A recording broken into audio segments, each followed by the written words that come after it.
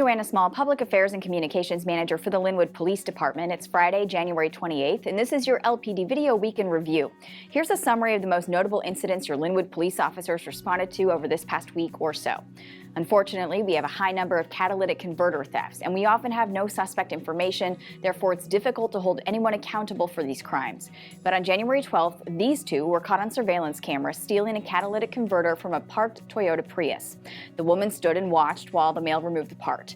If you recognize either of these individuals, please call the number on your screen. These are costly felony-level thefts that cause costly damage to the victim's vehicles.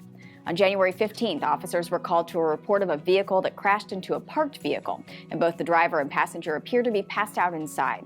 Officers attempted to wake up both suspects in the Honda Fit that had crashed into the back of an Acura SUV.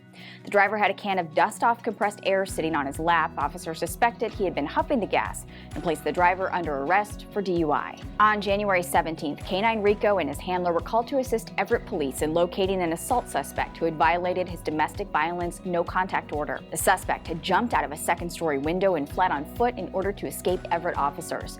Rico and Officer Zachariah successfully tracked the suspect sent to the side of an apartment complex on Casino Road, where he was found hiding under a large piece of plywood leaning against the building. He surrendered without further incident. Everett Police found a weapon in his coat pocket. On January 19th, a Lynnwood officer conducted a traffic stop on a vehicle violating several rules of the road and ended up arresting a convicted felon for possession of a firearm. He also had several warrants related to DUI and was supposed to be driving with an ignition interlock device, which was not installed on his vehicle. The driver gave our officer permission to search the vehicle and explained he would find a gun in the back seat, but claimed it belonged to a friend of a friend and he was trying to return it to that person. The gun was actually registered to someone determined to be deceased. The driver is a convicted felon for burglary and stolen property traffic crimes. He was arrested for the warrants and unlawful possession of a firearm in the second degree.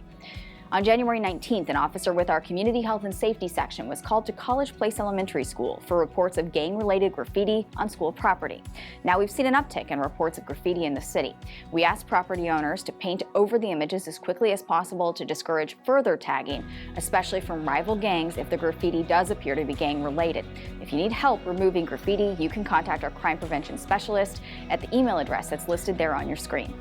On January 20th, officers responded to a public storage on Highway 99 for reports that more than a dozen storage units have been burglarized. The property manager told us the gate had been broken several days prior when someone had cut the drive chain, allowing it to be opened by hand.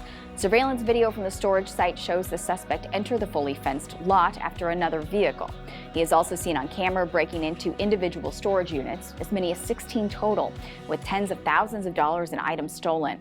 In order to leave, he cut the drive chain on the gate and opened it manually.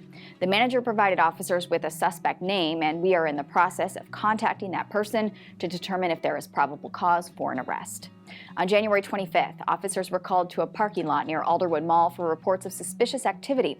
And when they arrived, they found two men, one in a bulletproof vest, sitting inside what turned out to be a stolen vehicle and using drugs. We then contacted the registered owner of the vehicle, who had reported it stolen to Lynnwood Police and was able to describe the person who committed the theft because the victim is a DoorDash driver and had had a verbal altercation with someone inside a 7-Eleven late at night as he was making a delivery. When the suspect left the store, he stole the victim's car, which had been left running. The uninvolved man contacted by our officers in the stolen vehicle was released at the scene, but the other, matching the description from the Bellevue victim, is now facing vehicle theft charges. He was also arrested for a burglary warrant out of Seattle. On January 26th, mall security reported someone had illegally entered Alderwood Mall around 1:45 a.m. and burglarized a jewelry kiosk. Unfortunately, the surveillance video is too poor of quality to be useful in identifying a suspect, but there is such a high value amount of items taken that we're asking anyone with information about this crime to call the number on your screen. The kiosk belongs to Alderwood Engraving and is located near the JCPenney.